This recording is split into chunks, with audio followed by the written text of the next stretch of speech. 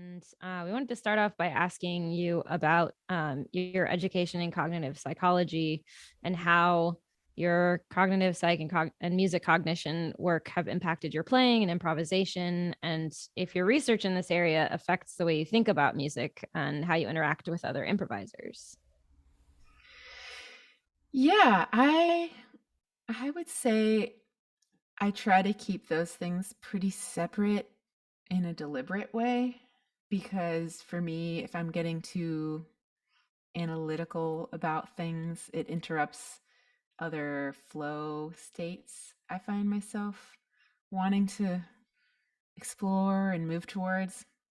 I was just having this discussion because currently I'm taking a songwriting class through, which was why I was late today, but through the School of Song. And some of the assignments have been listen to a song that really has influenced you and you've listened to 100 times and write down all the elements that you find to be interesting in the song and then go and write your own song. And I find that I have to put a lot of space in between those two things.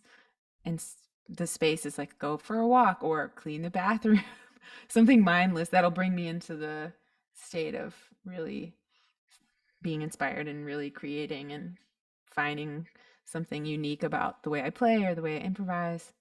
Um, but of course, I've read a lot of books and articles about and spoken with scholars about, you know, these these moments of inspiration, feeling like you're in a flow state or not. And there's so much to think about. There's a really great neuroscientist named Charles Lim who does a lot of work with improvisers who rap and who play jazz. And he puts people in the scanner, in the fMRI scanner, and he has them like play over a blues. I think that was like one of the tasks is like you're laying down in this fMRI machine and you're playing a keyboard, but you can't see it. I guess there's a mirror so you can see it, and you're playing over this blues and this minor blues. I just remember watching some of the videos and being like, that is so hard. I don't know if I'd be able to do that, and it's already so strange laying down and improvising and everything. But I mean, really, what he found were there are a couple areas of the brain that are engaged more so than others, and those are the parts of the brain that are not judgmental. And it I sort of relate it to meditating, and what people have found with meditators is that these particular parts of the brain that are dealing with expression and um, unique creativity are engaged, but those aspects of the brain that are judgmental or critical are not as engaged, or there's not as much blood flow to those regions, which is really like what we're all kind of aiming for, right? You want to get to the place. It makes total sense. So that's really exciting to know about. And there's a lot of other things that he found, but those were some of my main takeaways. Um, but in terms of my own research, I would say my stuff really was more about community and how community members can influence the way you listen to music. So when you're checking things out, and I just was thinking early on about those moments when you're hanging out with your friends and you're all just listening to a recording together, and what are the things that you pay attention to and listen for. And so in my work, what I did was I surveyed the scene of Chicago, the jazz community, the various communities in Chicago, and had everyone listen to the same 15 samples of music. And I asked them all what they were hearing. And then I sort of related that data to the data of social networks. So who was playing with who? And what I found is basically that the people who played and hung out with each other heard the same things in the music, even though they were listening in separate, isolated situations. And that's really exciting for me. It's like, wow, we play with the people who listen like we do. And so for me, I love to know that my creative high points match my listening high points. especially with those people who I feel like, oh, I can really relate to them because of the way they listen to the music. So yeah, those are kind of the things that I've been influenced by, maybe in a community sort of way, but it doesn't necessarily relate to how I play what I play. But yeah, definitely how I interact, as you're asking.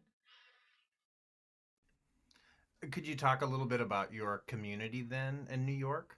I mean, has your research informed any sort of deliberate community building that you've tried to do, or have you just found yourself as a part of a jazz and improvisation community there?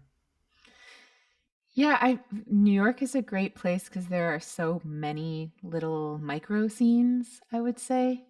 And because my interest in music is just very broad, I find myself sort of having my hand in a few of them, which is rare for people here. I think most people come here and then they're doing like, I want to be in the straight ahead jazz community and go to Smalls every night and sit in and do that. Or I want to be in the songwriting community, but I'm also a jazz musician. So there's a group of people who, come from the tradition of jazz and write songs, and they're incredible.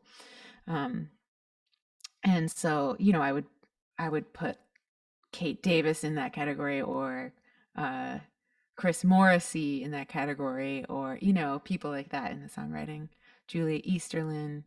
Um, and so in that project that I have called My Tree relates to that. It's just this songwriting, and I'm going to go to the show tonight of Julia's to check that out. And then I also really love completely improvised music, people getting together and creating in that way. And that's a whole community here. And so I'll go to those shows and interact with those people. I'm thinking of like people who I've recently played with, Maz Swift or Joanna Maitre, um, Brandon Lopez. There's just certain players who are influential to me as friends too.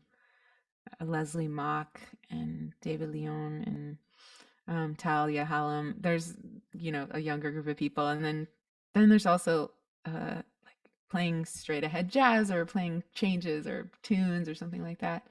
And people who sort of cross the boundary between, okay, I play tunes and then but I also play open and I improvise. And I find myself right in there. And I'm thinking of people like Marta Sanchez or Matt Mitchell, Kate Gentile, Wendy Eisenberg. Um, and then there's also more kind of R&B jazz, I mean, there's so many different micro scenes. I'm just really pulling out a couple of things. Um, and some of those musicians, Keon Harold and Marquise Hill, I find him sort of blurring the boundaries between, you know, soulful R&B music and jazz. The drummer who plays with me, Alan Midnard, I feel like he kind of crosses a lot of boundaries playing with different people. So yeah, I find myself in many communities, and I think I was just talking to someone recently who said they found that to be limiting if you're trying to do all these different things. But I find it to be really engaging and exciting, um, as long as I'm sort of checking in regularly. Um, and there's just so much going on that's pretty easy to do here, I would say. So yeah. So, following up with that, what do you look for in a collaborator? Mm. Yeah, I really value people being open to anything. So if I'm writing music and I choose not to write changes on them, that's pretty I think that's becoming more normalized these days in jazz, if we're using that word, or Black American music, or whatever you want to call it. A lot of people will write a piece and put chord changes on it, but I was just starting to move in the direction of not doing that, and so not pushing back on that. I look for collaborators who are like, I'm down to play a solo over this section and not know that this is like C minor, or I don't really think it's C. I don't think about it as C minor. I just think about it as this moving set of interlocking um, sort of streams. And so for me, it's not like this measure is C minor. I don't want my music to limit in that way in these boxes. And that's reminds me a lot of like Henry Threadgill and his whole process for writing harmony and expanding upon the notion of what a harmonic, like a chord is, because his sort of, it's like a flower that blooms and you have all these possibilities for improvising over this, because there's these, intervallic relationships to this set of pitches that you have to sort of deal with in the moment for his music. um, so yeah, mostly I look for people who are open and who are kind of down to like play their bass on the bridge, or like um put some paper in the piano and play. I'm just thinking about all the music I'm writing now that I'm really fascinated to know if my band's gonna like start freaking out at me. Um but yeah, just being open. That's like the main thing. It's like I want to do some different things in the music that are just kind of not normal for jazz. And so that's what I'm looking for mostly. How do you think about practicing moving between these different worlds of playing more straight ahead changes and then building a vocabulary that's much more free and open? Is it something that you deliberately cultivate, or is it just hanging out with these people and experimenting and kind of playing on the gig? I think that's such a great question. I think it's both. I think you need experience. I was just talking about that with respect to singing in this project.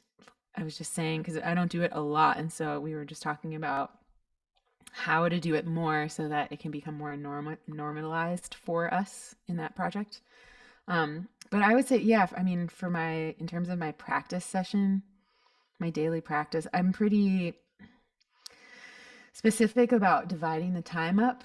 And I'm pretty like, I have a time. It's a little bit, it's specific. And sometimes I will have a day, at least once a week, where I'm just having a day of open practice where I don't have that, because I think there needs to be a balance. But most of the time, because everybody's so busy in life and paying the bills and cleaning the dishes, and but I feel like for me, I need, okay, if I usually have a 2.5 to 3 hour practice block every day, and lately it's been two because it's just been kind of busy. Um, but this is what I do for 20 minutes, these long tones, and I'm working on this rhythm exercise for 10 minutes, and then I switch and I'm doing, now I'm working on uh, overtones, and I'm working on like switching between these two overtones without tonguing in this way for 10 minutes. And then I'm very specific. And then, okay, now I'm working on tempo. So I'm going to set my metronome to 60, and I'm thinking about how that's one bar, and like maybe it hits on beat two, and I'm improvising over Billy Strayhorn's UMMG, and I'm really trying to specifically work on the changes of that tune. And then next 20 minutes I'm just finding an idea that has to do with an extended technique on my horn, just using the side keys on the horn and how venting those side keys will affect anything else I play. um, and so that's a open improvisation exercise that I'm using to develop my solo practice. And then I'll spend 20 minutes on multiphonics or something. I'm sure these are all things that you both do as well, and a lot of saxophone players think about. But yeah, I feel like and then, for 30 minutes, I'm warming up my voice and then working on this, Anita Baker transcription. um, yeah, so it's very specifically divided so that I can get to everything, because otherwise, yeah, you really get out of practice. And then I set up a lot of sessions here, which is very unique and fun to do. I've learned, well, I don't know, after living in Chicago and Texas, I felt like New York is the best for that, is to people just getting together and playing and working things out, like reading on a session, or working on really, okay, today we're working on all Keith Jarrett's music, or we're going to play really hard tunes today, so bring it. I don't know. So I feel like a lot of people do that here, and I love that about being here. So hopefully that answered your question.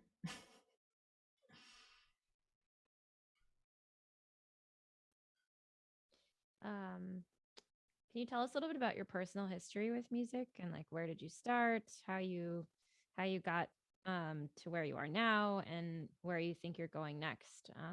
And just like in there how your approach has changed, like you've obviously introduced the voice at some point since I first met you and like so those kinds of things. I'm just curious. Yeah, yeah. Thanks for asking. My family, my parents aren't musicians, but my grandmother on my dad's side was a musician who played piano. And I recently started. I usually when answer this question, I'm like, oh, I don't really have musicians in my family, and then I just totally forget about her, and I'm like, whoops. But she also kind of stopped doing that in her life, and she became a poet when she was like 60. So there's just all kinds of things that she did, but she did get a degree in music and could play piano. So I find that that had been influential to me at a very early age. And my dad could play guitar, and my mom could sing. She was a theater person, so and she could really act. She was always the lead in like every play that she was involved with. She's really, really talented, but she left that when she was like 30, I would say. Um, so yeah, I would say a lot of those things kind of helped me out in the beginning, but I started pretty late when I was like 12 or 13, almost 13, and I started on alto saxophone. I wish I'd started on clarinet. Like now, whenever anyone asks me, I'm like, oh, this instrument is so hard. How do you do it? And then everyone's answer is like, well, I started really early. So I'm like, man, how can I turn back time? Um, but yeah, I started in Atlanta. I had really a shitty, maybe it was like a Busher saxophone, really, really bad saxophone. And the band program at my school, I was going to school in inner city Atlanta. It's kind of a like metal detectors in the school, lots of guns and drugs and stuff. And so not the most safe environment. And so eventually my mom moved us, but I feel like that community was so important to me. It really, I mean, like all of my friends, I was raised like in a all black community, and I was one of very few white people at the school. And so they kind of just took me under my wing, and because I didn't really have any kind of sense of like inhibiting myself, I kind of just like started acting that way too, where I started acting, talking like I was black and like wearing clothing that, they would be like, oh, you should wear this. And it's like, maybe it's a FUBU shirt or just something like I look back and I'm like, oh my God, I can't believe this. But my friends, they taught me a lot about black music. And that was really important to me at the beginning because I think I understood like the feeling of it at an early age listening to all the gospel music and R&B music in Atlanta, which is pretty strong. And just some of the earlier pop groups like En Vogue or Color Me Bad and Boyz II Men, MC Hammer, all that stuff. Those were all kind of my favorite bands at the time. Um, yeah, and then we moved to Texas, and the program was better, and we got a new, better saxophone, a little better education. It's just a little bit, it was safer. Um, and so then I kind of like, learned more about how to play the instrument, which I did not know how to do in Atlanta at all. So there were a few years where I was like, I don't know what I'm doing and how to play this thing. Um, yeah, but yeah, the Texas system is good. The Texas band system is strong. So I like played in all the marching bands and did all that stuff and um started playing jazz kind of later also in my 20s. My friend introduced me to the Litchfield Jazz Camp and I went there as a student. My friend Danny McConan got me involved with that, and that's been such a big part of my life with the musicians who taught there. Mario Pavone and Claire Daly and Chris Allen, Jimmy Green. Um, yeah, really important musicians, David Berkman. And that kind of really pushed me, especially Mario Pavone pushed me forward into like being a unique and creative musician like him. He was just so great. Um, but yeah, in terms of where I am now, I feel like I'm this is a really exciting month for me because started a songwriting class and it's almost over now. But I'm also studying with this really wonderful um, Cuban musician who lives in Mexico named Manle Lopez, and he is teaching me rumba, and so I'm doing that, and that's been really, really great. I just love the feeling of being learning constantly and learning these new forms, and I never, my understanding of Cuban rhythms and Cuban music is pretty lacking. So, and because of its relationship to Black American music, I thought this is a good decision for me. And it's also teaching me a lot about independence. So, like, I don't speak Spanish and he doesn't speak English. So then it's just so funny. And so there's a lot of times where he'll have me doing these different claves and these different bell patterns, and I have to say them out loud. I have to just be like, clave de negra, clave de negra, and then switch to campana de Colombia, and I have to say campana de Colombia. And I don't, it's so hard for me because it's just like yeah, again, no Spanish, no entiendo, and just all of that. So that's been great. That's where I'm at right now. And I'm writing a bunch of new music because I have a couple commissions that are due in this middle of the summer, in the spring, and then at the end of the year, I have to turn in a few um, commissions. So that's been a lot. And yeah, that's kind of where I'm going. Also, I finished this Portals album last year for strings, and I'm gonna do this volume 2, which isn't gonna have strings, but it'll have this sort of core quintet on it, and I'll bring in some guests for that record. So I'm writing the music for that now, and it's going. Um, but yeah, I don't know. I don't even think about my approach to music evolving. I feel like I just kind of am in the stream of things and I'm back. Now I'm a student again and I'm really like at the stage 1. Can I play these clave rhythms with a metronome? Again, I'm like going back to beginner status. And I feel like for me that's a healthy way to continue through life. It's just I'm always the eternal student. It keeps me a little more humble and have more grace, I guess. Where in Texas were you from? I moved to Carrollton, Texas when I was 12 years old and like at the end of 7th grade. Um yeah, it was really hard. I was because it's just a different vibe, and I came up in there with my baggy ass clothes and like my hair that was messed up, and that was not how my peers were in like North Texas, North Dallas. They were like wearing like fine clothing and fixed hair. Yeah, I did not fit in. I mean, I wore this I went to a Janet Jackson concert. My mom got me these tickets, and I bought this shirt.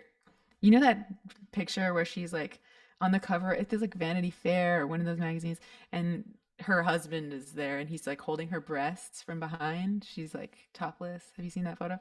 And I bought the T-shirt that was the T-shirt, and I wore it to school.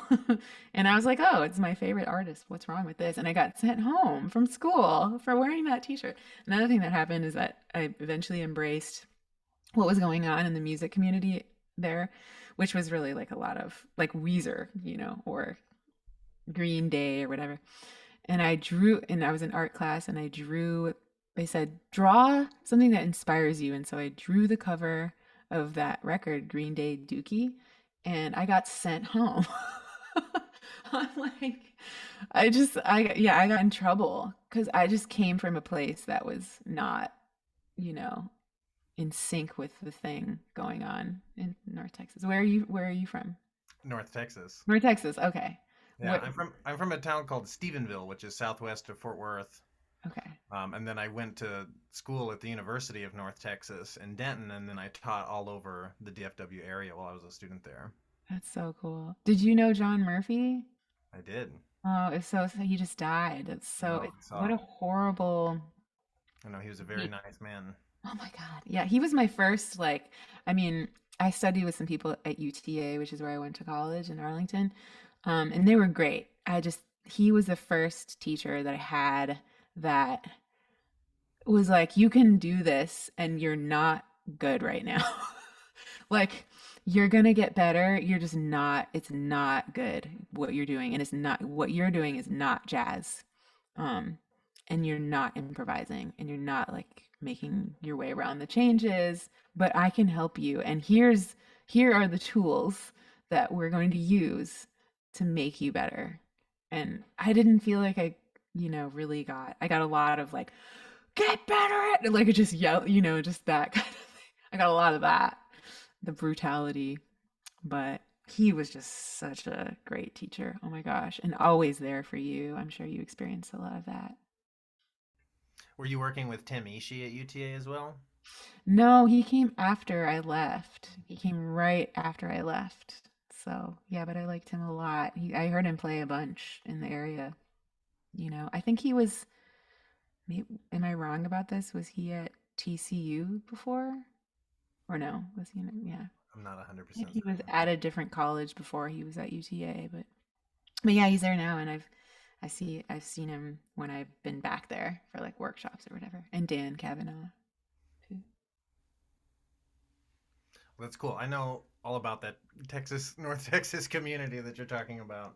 What was did you have a similar experience there? Well, the town that I was from is much more rural than DFW. Although, I mean, Denton is kind of right there within it. So, but my all of my band directors went to the University of North Texas, and they had all played in that jazz program there. So I really felt like I had the privilege of kind of coming up right, listening to the right music when I was in high school, because my band director would always give CDs and recommend things for us to listen to, which I might not have otherwise heard.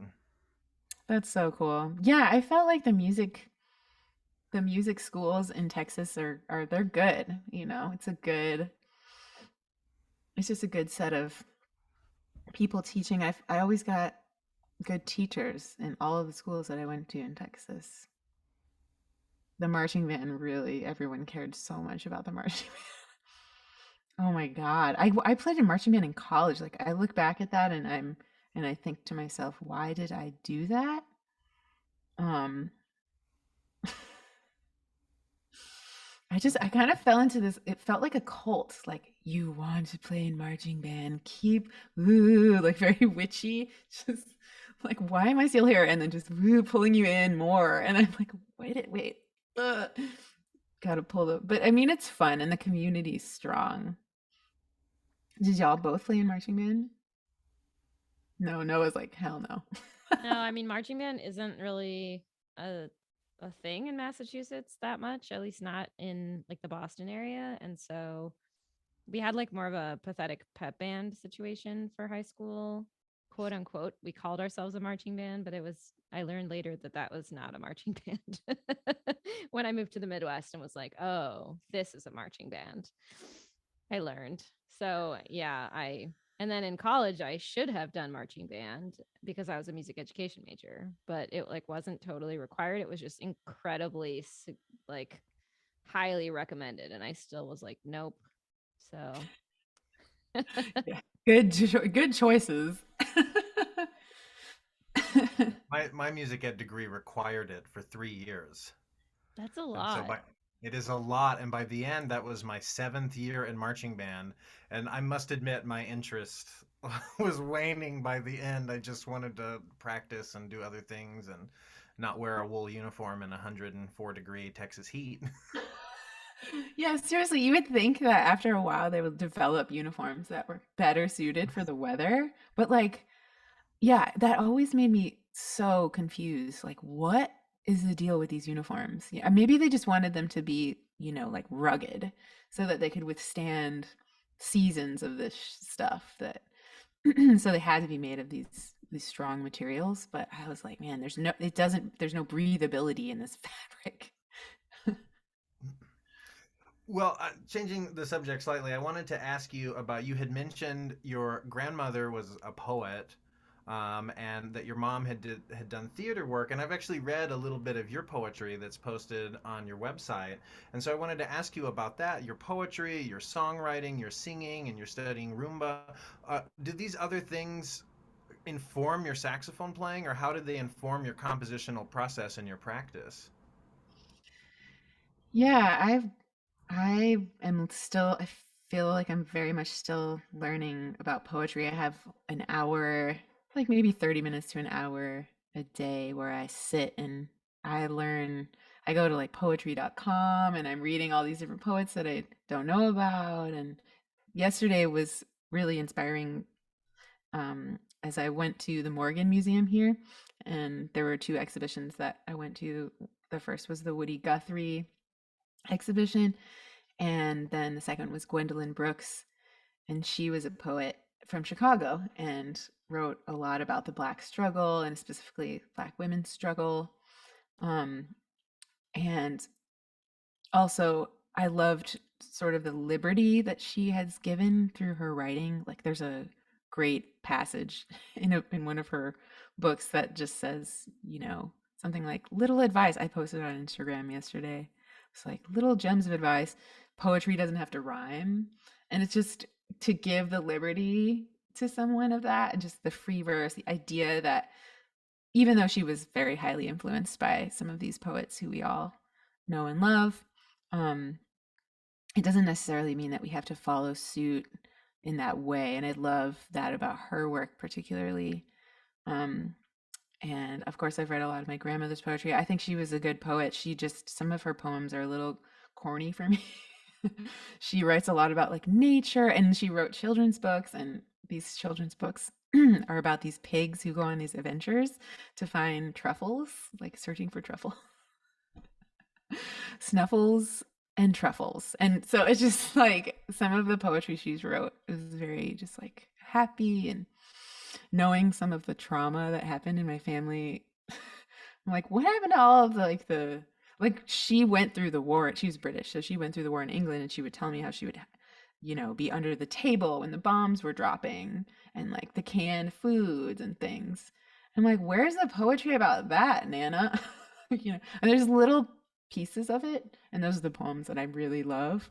Why do I like stuff that's revealing of trauma? Anyways, but but some of the other stuff, I'm like, I don't know about this. Um, but yeah, I would say also when I wrote the music for the Portals album, I was really into Omar Khayyam, who wrote his poetry in Farsi, I believe, but it's all translated to English. Um, this Persian poet, yeah, and I was reading. My dad had just died, and I was reading a lot of his verses aloud. I was at the McDowell program, and so I would read his poetry in English and then just try to find some rhythm in it and some idea in it. And so sometimes I would translate that into rhythms that I put in my work, which has which was really helpful because I was in so much pain and grief. I couldn't sit and be like, okay, be creative. I define little things like that would help me to write. Like taking the rhythm of this poem and putting it in the composition, or taking the rhythm of this poem or taking the contour of this poem and turning it into a melody. Just that kind of stuff. That's what I did for that record a lot. And there's little bits of me talking to myself, which became poems, my own little diary poems. And I'm doing a little bit of that now with my grandmother's poetry, but not a lot. A lot of it's really me kind of reading the poem, trying to get the vibe, and then writing the piece. It's more of a sort of like, what's the vibe of this poem? And then I'm writing a piece.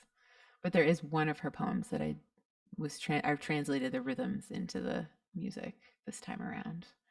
Um, yeah, and the songwriting stuff, it's wow. I'm doing a lot of studying now, Bob Dylan lyrics right now. It's really like, wow, what a millions of verses. I can't, this song Boots of Spanish Leather had been really influential to me in my life over various years. And so I was just learning, more specifically memorizing the lyrics to that song. And it's just like 9 verses. And it's just such a beautiful space that he pulls us into in that song in particular. So, yeah, I'm learning a lot right now, I would say, and I'm interested to see how that shows up in my work. Um, More in a subtle way, I guess. I'm not looking to directly do a lot of that aside from the one piece that I mentioned. Yeah. I mean, how much does just improvising on your horn or with your voice or on whatever instrument factor into your compositional process, if at all? Yeah, I think it's a lot. I will sometimes record myself improvising for a half hour and then leave a lot of space and then go back and listen to a lot of that and find some ideas that were captivating as a listener. And I'll put that stuff. Some of this, the melody that I wrote for yesterday's 7,000 Years, which is on Portals, I improvised that melody, but it was very slow. It's very fast in that composition, but it's like this very intervallic thing because I was studying, kind of trying to look. I was trying to play like high F sharp and trying to go back and forth between all these different other notes on the saxophone and then like make F sharp, the high F sharp. Like I was working on that. And that showed up in that composition.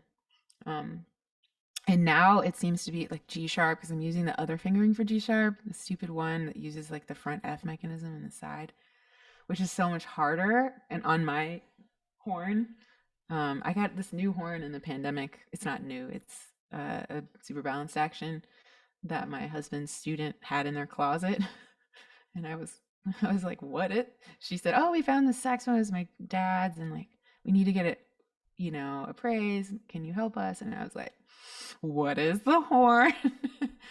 And luckily, we got that, and she gave me a good deal. But it's been difficult because the horn it's not without problems.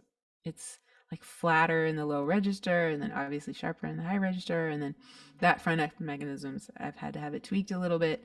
So now I'm like really trying to use the G sharp when I'm improvising, and so maybe I'm sure that'll show up somewhere in something that I'm doing because I just want a lot of times when I'm working out something in the improvisation space, I'll put it in the music, the composition, so that I can just work on it to make myself better at it, honestly. I remember one of the first pieces I ever did like that. I was like, I can't play in the key of C sharp. I'm terrible at that a long time ago. And so I wrote a song, in C sharp, and that was really helpful. Yeah. Can you talk a little bit about your Oscillations project? I love the idea of this project. I was really fascinated watching all of the videos. Well, some of the videos that you had posted. Because there was one for every week, right? There were 52 videos. And, I really did feel like as I was watching and listening to these, I really did sink into those pulses and feel some sort of shift in my mind as I was listening to them. So I'm curious how you determine the patterns and what did you learn from that experience, and maybe how has affected your improvisational language during and maybe after that project. Wow, I've always been interested in independence and just like going back and forth between these two pulses or three pulses or something. It's just, I feel like it's something I work on every time I practice. It's like, how can I, and because a lot of people here, they put tuplets in their music, they'll be like, like 7/5. And now we have to figure out. And I was getting a lot of that at a certain point, and then I was getting really, kind of annoyed at myself because I would get this stuff and I'm like, oh, every time I have to go through and learn how to do this. And is there a way to make it more natural so that I can just feel it? And it's through the oscillations process, just musically speaking, I definitely got better at that. And it's like I went so far as I'm doing a record with someone next month, Yuhan Su. She's a really amazing vibraphonist. And she has a section in her music where the bass piano vibes, no, bass piano and drums are playing in 5 and we're playing in 7 over that. And then there's rests in the 7s. And so that was, I don't know, we got the chart and I practiced it and stuff, but it was like easier than I think it was 2 years ago or something. So that was just practically speaking one great thing that happened. But the other thing when I started practicing these sort of rhythms, I started getting memories of dreams that I lost. I always forget my dreams, aside from the fact that when I had like a dream journal, which I know a lot of us do. But I started remembering my dreams, and I'm like, what is going on with this? I'm literally like I'm playing like an F, and then I'm going up to an F sharp, and I'm just trying to play, 8/9 or whatever. And I'm doing this for 30 minutes, straight.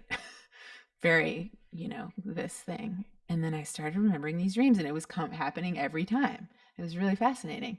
And then I started reading about these sort of brainwave states that we can all be in. And I know a lot of people know already about the concept of listening to one frequency in one ear and the other frequency in the other ear, and it creates the sense of a binaural beat, so you can hear the different tone. And that happens a lot with when you're playing high notes with one time. A friend of mine came over here in a Weber a long time ago, and we were playing flutes, and we were just like, let's just play high and see what, like, let's just listen for the different tones, and it's like a helicopter sound. Did you ever do that? I'm sure you all have done that a lot, and just a lot of the new compositions I feel like have that stuff in them. You've Yeah, I just read a student composer piece that asks for beating in the piece, not in the high register, but in a lower register. And like that's part of the piece is like creating these rhythmic oscillations in that way. And then just trying to help my students tune. Those oscillations happen all the time. Yeah, it's so cool. It's so cool. And I have a friend, because of my PhD work, I have a friend named Ed Large who teaches at the University of Connecticut Stores. And his work is fascinating. He's for years had worked on building oscillator models that act like a brain.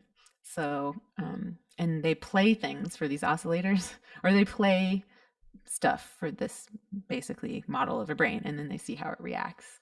Um, but also his work recently, he's working on a project with another really wonderful researcher named Psyche Louie, who lives in Boston. I think she's at Northeastern. And there's another group of authors on the paper too. But basically, what they have done is they've taken Alzheimer's patients and they started playing them gamma frequencies and in the range of 30 hertz, 30 to 40 hertz. And so they'll say, pick your favorite song. We're just going to add something to it. And they add these frequencies, which is super low. So it's like, I can't sing that. It's barely here in the hearing range. And then what they found is that there are certain properties of the brain that occur when you have Alzheimer's, and that was starting to like retreat after these people started doing this treatment, which is so exciting. Like if listening to a brainwave pattern can help an Alzheimer's patient in the ways of neurochemistry and recovering memory or recovering humans that they used to know, that's pretty exciting.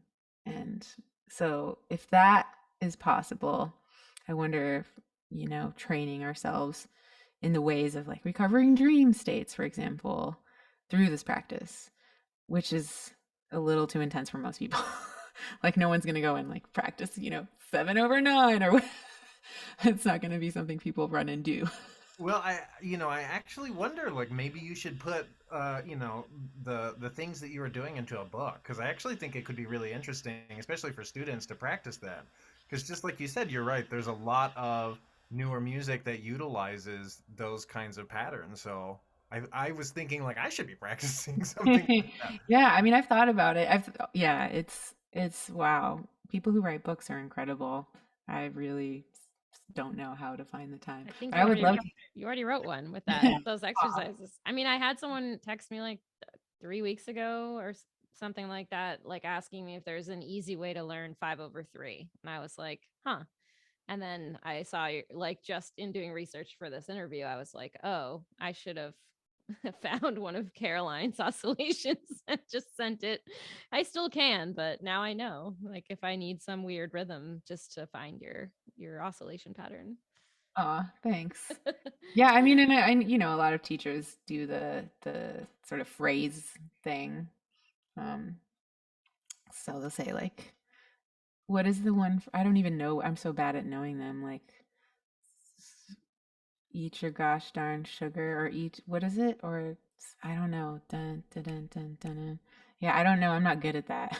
Like pass the Goddamn, goddamn butter, goddamn right? butter. Yeah, that's it. Yeah. And then the other one for 5/4, my friend Carmen Stoff, she told me this. It's one little silly thing I do. So it's two, three, four, five.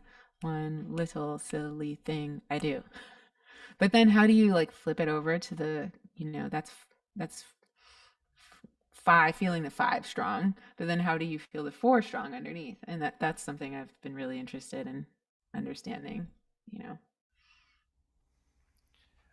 Do you find that this comes out in your improvisation, having worked on it? I mean, I was listening to your album Portals, and there was a couple of moments where I thought, that sounds like an oscillation that I have. Yeah. Oh, yeah. It totally shows up. I was just playing this gig the other night with my friends Dan Weiss and Talia Hallam, and I was thinking about it, or I listened to it because I recorded it and I listened to it, and I'm like, oh wow, this is coming out into the music. I feel that through the whole year of practicing, also my sense of time got a lot better. So me being able to sort of come out of the, like one, two, three, four, and I'm now, I can do anything over that. To get it, dig it, dig it, dig it, dig it, dig it, dig it, dig it, dig it, or whatever, just, and Dan is really a master of that. He's just done that so well. Um, and so is Tall. So anyway, it's definitely in my improvising for sure.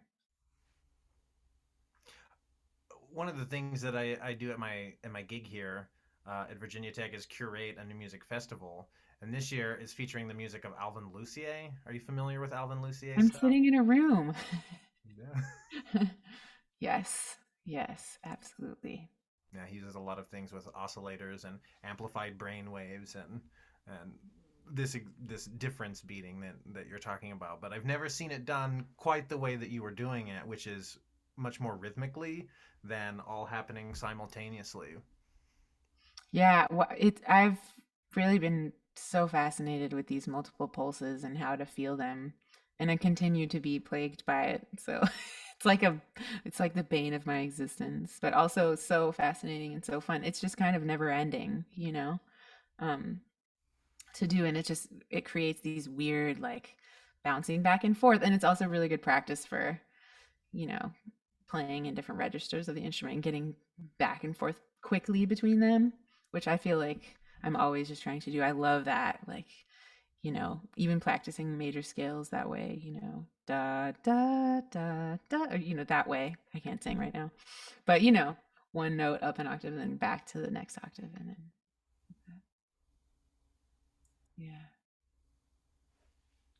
yeah. So you mentioned a couple things that you're working on right now. Is there anything else aside? Well, what kinds of commissions are you doing, and what else are you working on?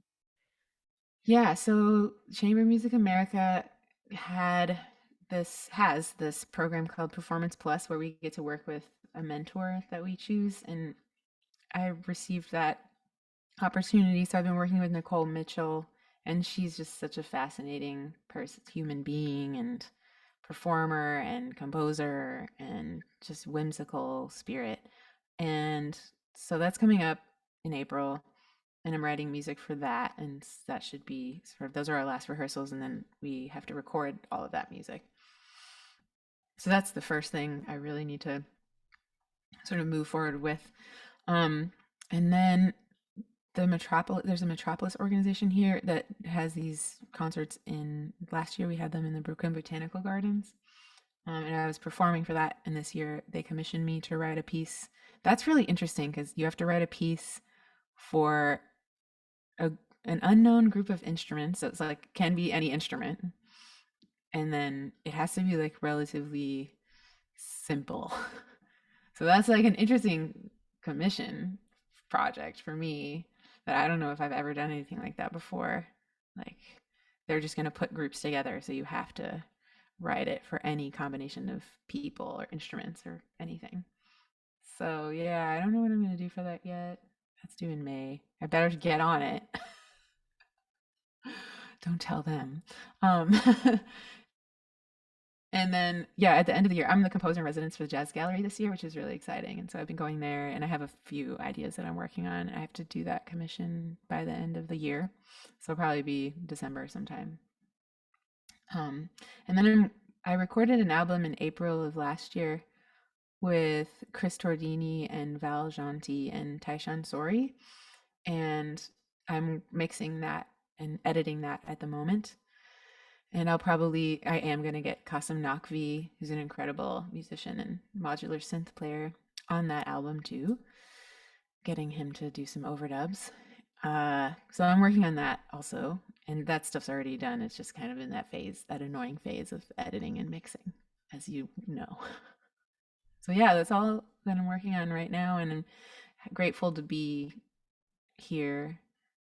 It feels a little odd at the moment just because of everything happening, this war and all of this ridiculousness that's going on in the Ukraine. And I'm trying to be aware. I'm sure you're both going through the same thing and everyone is, but just that pain and suffering that's simultaneously happening when everything is sort of opening up and there's festivals and there's opportunities. And I've been trying to think about that, but it's also very overwhelming to think about.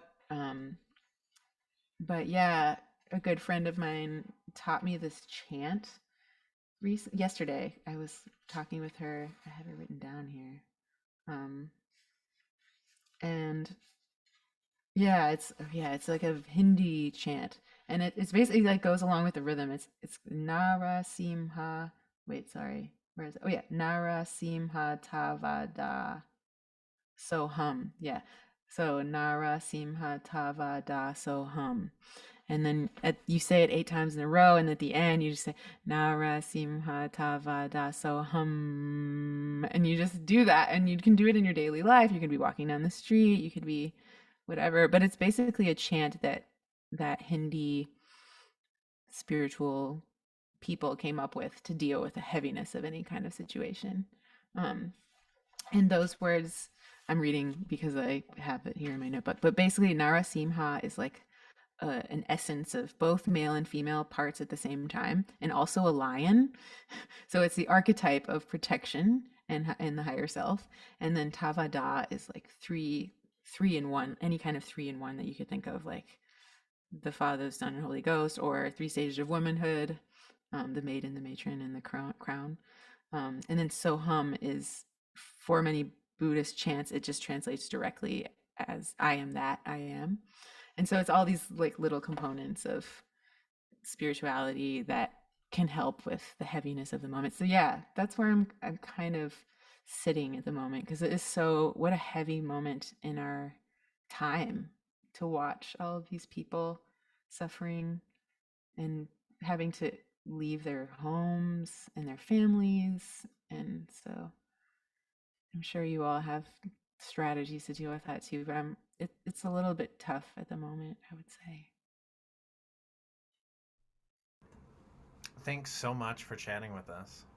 Yeah, not to bring it all the way down on the It's Ah, okay. It's the present moment. it So is, right? Ah, cool. Well, thank you so much for doing this, Caroline. yeah, it's my pleasure. Thanks for asking. It's so cool. I'm excited.